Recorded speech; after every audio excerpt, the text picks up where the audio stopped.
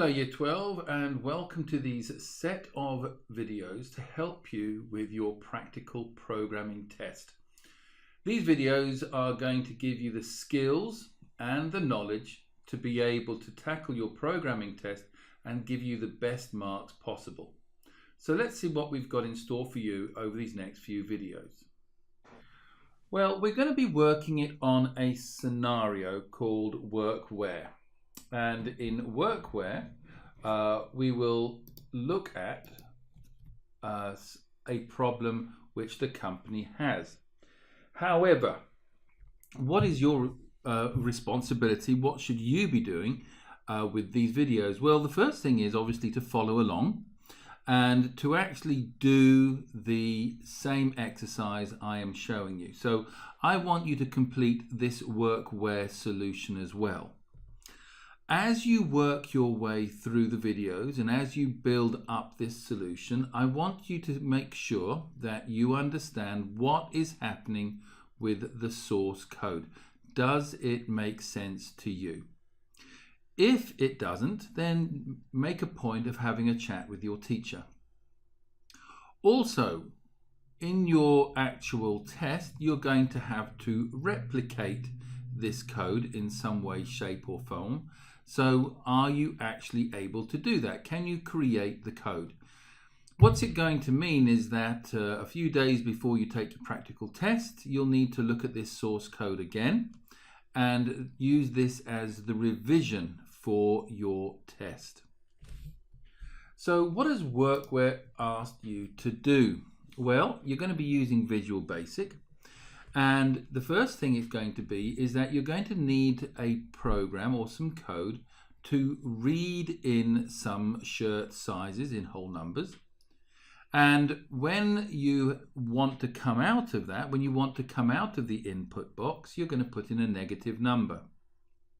Now, shirts come in two categories. They are either small or large. Small shirts are sizes 0 to 50.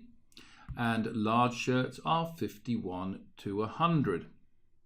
However, if you are going to put in a shirt size greater than 100, then that's going to cause the stopping of the program.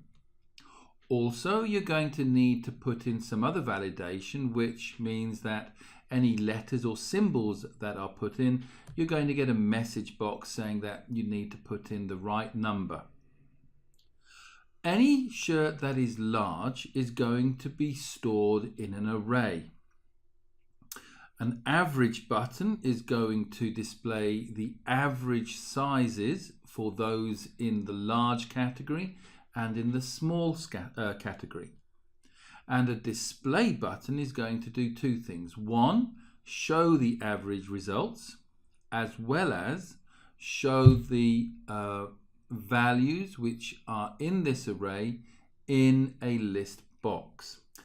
Finally, there will be an exit button, and that exit button is going to cause the application to close. Your first job will be to create the graphical user interface like the one you're seeing now. So we have 4 buttons, we have a list box. 2 of those labels have text in them, which is the titles, and underneath those titles are 2 more labels which are blank, which is going to show the average answer. Now, what you have here is a description of each of the objects on the graphical user interface. So this list box here, in the text property on Visual Basic, you will put list large shirt. This button is going to be in the text area, is going to have start data entry. So obviously that is what is on the button. However, the button name itself is button start. And the same pattern applies to the rest of the buttons. When we come down to the labels, if we look here, we have this label, small shirt average. So this label in the text area has small shirt average, and because it's not involved in any calculation, I've left it as the default name, which is label 1. large shirt average is going to be in this one on the text.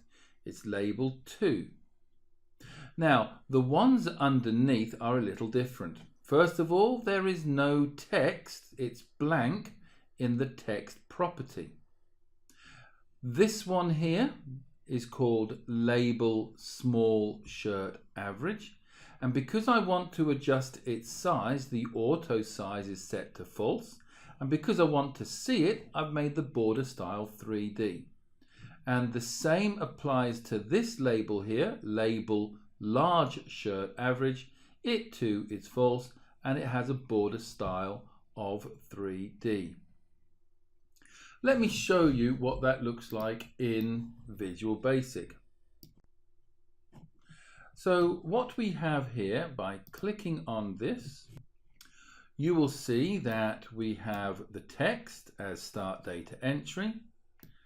The name is button start. Here is our list box. The list box up here for the name is list large shirt. So that's under the name. Here we have a little bit more involved. The name is called label small shirt average. We have the auto size set to false, and we have the border style fixed 3D. And when we go down to text, you'll see that it is blank. And the same would apply to this. So how does this actually work? Let's have a look at a finished example here. And we will see what we're going to be producing. So if I click on the start data entry, if I put in a letter, I'm going to get a message box saying that I need to put in something numeric. If I put in a number over 100, I'm going to get another message, and it's going to actually take me out of this input box. And you'll see that the input box has gone. Now, if I go and put in numbers which are less than 100 but more than -1, then let's go and do that. So 23, and by clicking OK, you'll see that the input box is here because it's part of that loop. 78, 67, 98,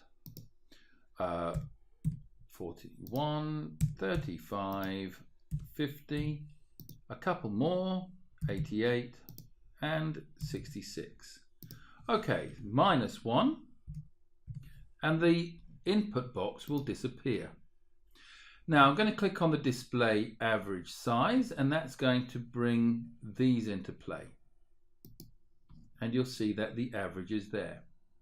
When I click the display list, all of the values in the array, which is holding the large shirt numbers, i.e. those over 50, are going to be displayed in the list box, and they're going to be displayed in descending order. And finally, when I click on the exit, I will come out of the application. So, in this video, I want you to create your graphical user interface. In our second video, we'll look at how data is going to be inputted and the various validations and message boxes that are needed. Then in our third video, I'm going to show you how we can use the while loop and a case, as well as how to input the values into an array. In our fourth video, we do some average calculations, and we are going to show you how to put the array values in descending order, as well as how to display them. And finally, in our fifth video, we're going to reset all of the values when the start button is clicked, as well as making sure that the exit button is able to exit the application. So thank you for watching this video. I look forward to seeing you in the next one. Thank you for watching. Bye-bye.